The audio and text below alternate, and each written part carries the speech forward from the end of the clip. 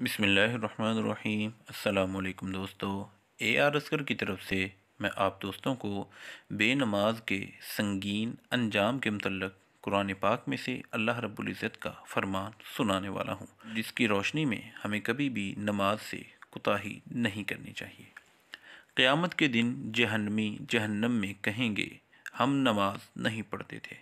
اللہ تعالیٰ نے قرآن مجید میں ارشاد فرمایا، جنتی لوگ جنتوں میں مجرموں سے سوال کریں گے، تمہیں کس چیز نے جہنم میں داخل کیا؟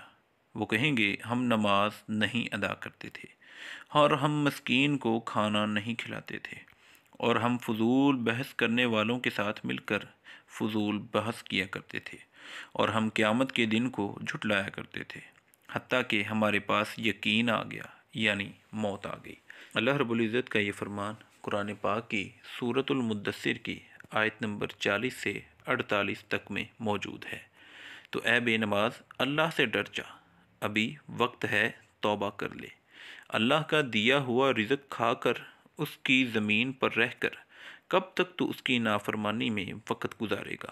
کب تک بھٹکا رہے گا اپنے کریم رب سے؟